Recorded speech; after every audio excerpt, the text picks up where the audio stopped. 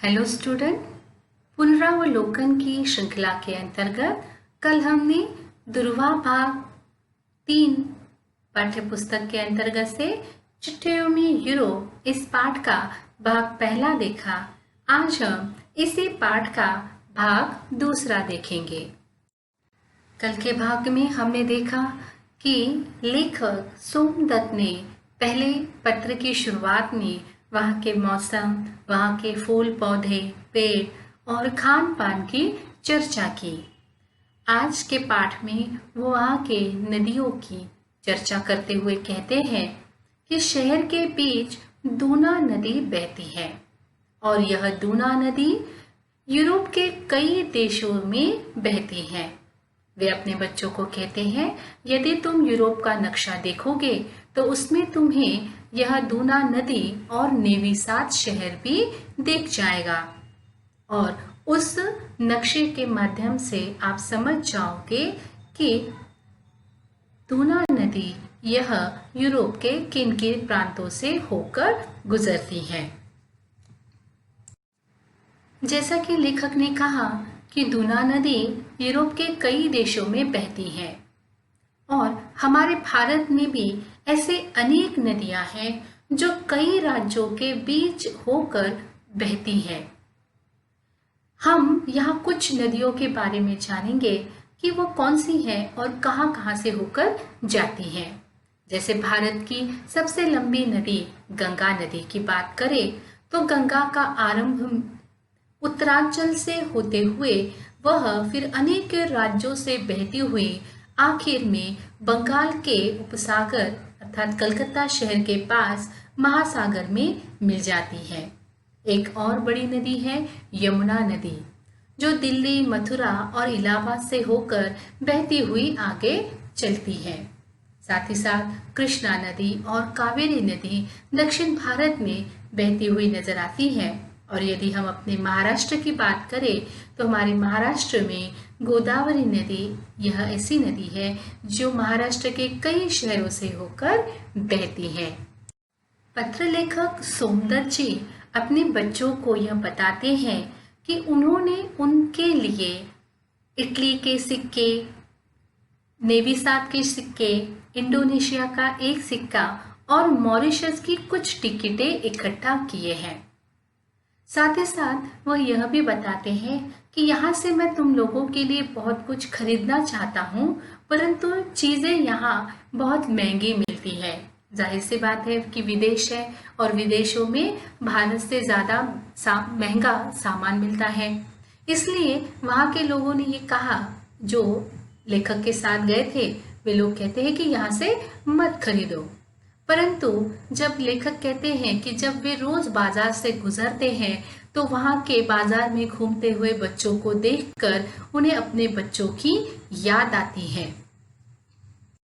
लेखक ने अपने बच्चों के लिए अलग अलग प्रकार के अलग अलग जगह के सिक्के एकत्रित किए और टिकट भी इकट्ठा किए। शायद लेखक के बच्चों को इस तरह का संकलन करने का शौक होगा, इसीलिए उन्होंने ये सारी चीजें एकत्रित की जिन्हें देखकर उनके बच्चे खुश हो जाते।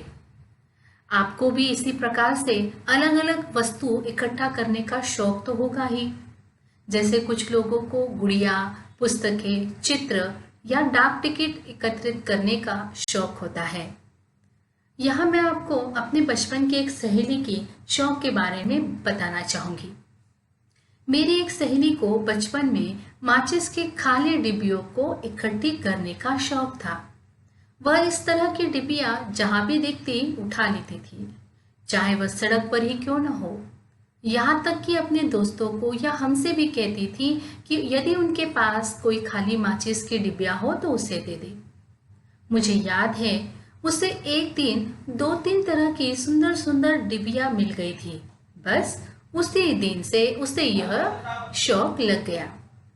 उसे अलग अलग तरह की डिब्बियां जमा करने में थोड़ी बहुत कठिनाई होती, क्योंकि अलग अलग नामों की अलग अलग तरह की डिब्बियां मिलना इतना आसान भी नहीं था। परंतु अपने शौक के लिए वह सब कुछ करती और इस तरीके से उसके पास बहुत सारे अलग अलग आकार के माचिस के डिब्बियों के चित्र या डिब्बियां एकत्रित हो गए थे। लेखक आगे बताते हैं कि जो नदी है, कौन सी नदी है? दूना नदी। उसमें बड़े बड़े यात्री जहाज भी चलते हैं। तो आप अंदाजा लगा सकते हैं कि वह कितनी बड़ी नदी है। साथ ही साथ वह यह भी बताते हैं कि इस देश के भी और हंगेरी के भी यात्री जहाज यहाँ पर आते और जाते हैं। यात्री जहाज अर्थात यात्रियों को यहाँ से वहाँ ले जाने वाले बड़े बड़े जहाज। साथ ही साथ अब यहाँ के खेलों के बारे में भी वह अपने बच्चों को बता रहे हैं। वे बताते हैं कि यहाँ फुटबॉल बहुत खेलते हैं, अर्थात नेवी साथ का पसंदीदा खेल कौन सा है? फुटबॉल है। इसके अलावा वहाँ पर अन्य खेल भी खेले जाते हैं, अन्य खेलों की वहाँ पर मैचेस भी होते हैं। जैसे वे बताते हैं कि 14 से 20 अप्रैल तक यहाँ विश्व टेबल टेनिस चैंपियनशिप होने वाली है।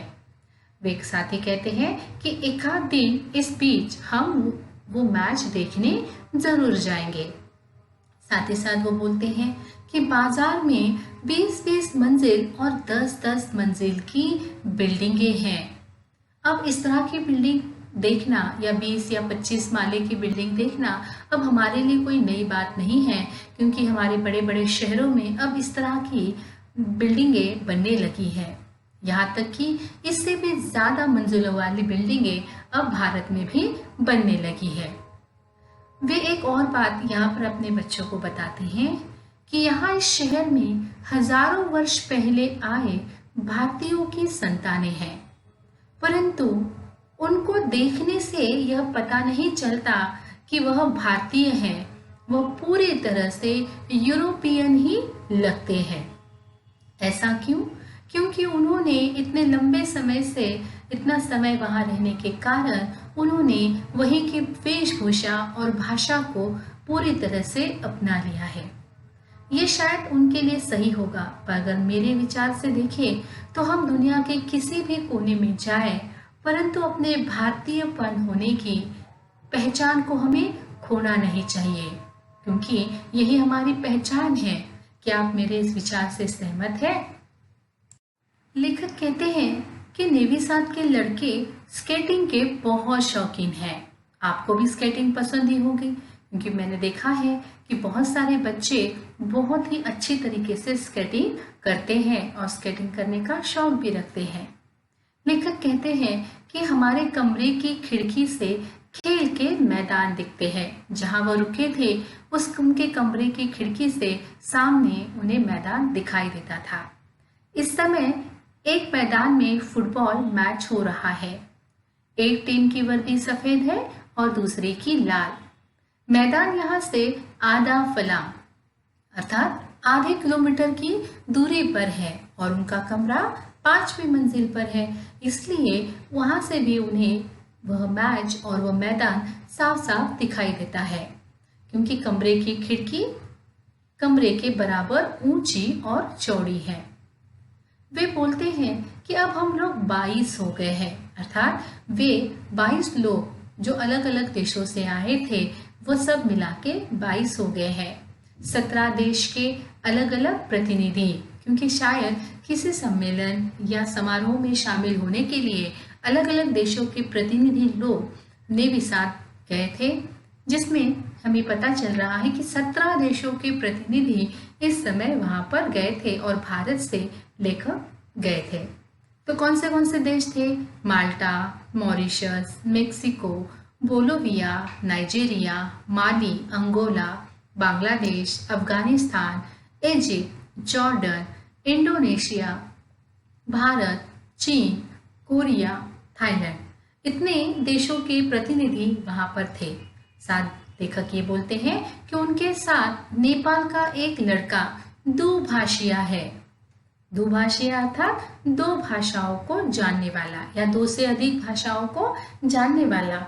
वो इसलिए भी था कि आपने देखा ही है कि यहाँ अलग अलग देशों से आए हैं और जाहिर सी बात है अलग अलग देशों की अलग अलग भाषाएं होंगी, सबको सबकी भाषा तो नहीं आएगी, तो फिर संवाद कैसे होगा। इसलिए जो दुभाषिया है वो क्या करता है, एक की बात को दूसरे की भाषा में परिवर्तित कर उनको समझाने में सहायक होता है, जिसका नाम था टंक प्रसाद ढकाल।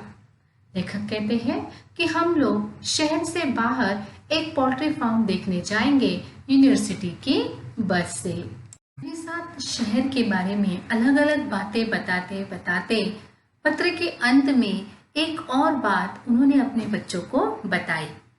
वे कहते हैं, कल दोपहर हमने शादी पार्टी के बाद घर जा रही एक दुल्हन भी देखी अपनी खिड़की से। दुल्हन ने सफेद कपड़े पहने हुए थे नीचे से ऊपर तक, सर पर सफेद टोपी जैसे दिख रही थी और उसके साथ 50 एक लोग चल रहे थे। अब ये बात देखिए, इससे हमें समझ में आता है कि वो एक क्रिश्चियन समुदाय की शादी और दुल्हन थी। अब ये बात इसलिए ताकि बच्चे समझ जाए कि वहाँ विदेशों में किस तरह की शादियाँ होती हैं, दुल्हन का वेशभूषा क्या होती है, और वह उसकी तुलना करे कि अगर हम भारतीय दुल्हन की बात करें तो उसके साज श्रृंगार, उसके कपड़े, उसका पहनावा, ये सब कुछ अलग होता है। यहाँ सफ़ेद रंग को प्रमुखता दी जाती है और हमारे यहाँ तो काफ़ी सारे लाल और मैरून कलर के, गुलाबी कलर के वस्त्रों में हमारी दुल्हन सजी सजाई सी लगती है। साथ ही साथ उनके साथ, दुल्हन के साथ 50 एक लोग चल रहे थे और हमारे यहाँ शादी का मतलब पूरे 4-5 दिन का एक लंबा समारोह और बहुत सारे लोग वहाँ पर मौजूद होते हैं। तो ये एक बात उनके बच्चों को समझ में आ गई। पत्र के अंत में वह लिखते हैं कि आगे का हाल बाप की चिट्ठी में लिखेंगे। तुम लोग गौतम से एरोग्राम मंगाकर हमको चिट्ठी लिखना। एरोग्राम अर्थात विदेश भेजी जाने वाली चिट्ठी। उस समय शायद एरोग्राम यही एकमात्र इस प्रकार की एक चिट्ठी थी जो विदेश में जाती थी, परंतु आज एयरमेल है। साथ ही साथ चिट्ठी से भी कई गुना आधुनिक तकनीक पर आधारित कई सारे हमारे पास साधन हैं। आप जानते ही हैं ना वो साधन कौन से हैं?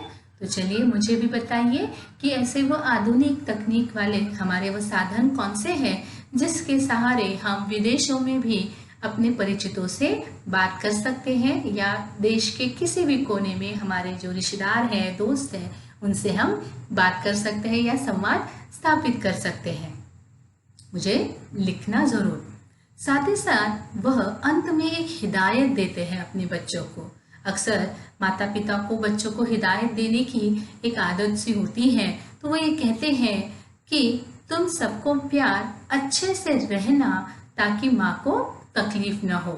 जाहिर सी बात है कि सोमदत्त जी काफ़ी दिनों से घर से बाहर हैं, घर में माँ और बच्चे हैं, तो बच्चे ऐसे में पिता नहीं है तो घर में थोड़ी शरारत मस्ती होती है और बच्चों की और घर की जिम्मेदारी माँ पर होती है। इसलिए सोमदत्त जी ये कहते हैं कि अच्छे से रहना, ज़्यादा माँ को परेशान नहीं करना और माँ को तकलीफ बिल्कुल नहीं देना। तुम्हारे पापा सोमदत्त।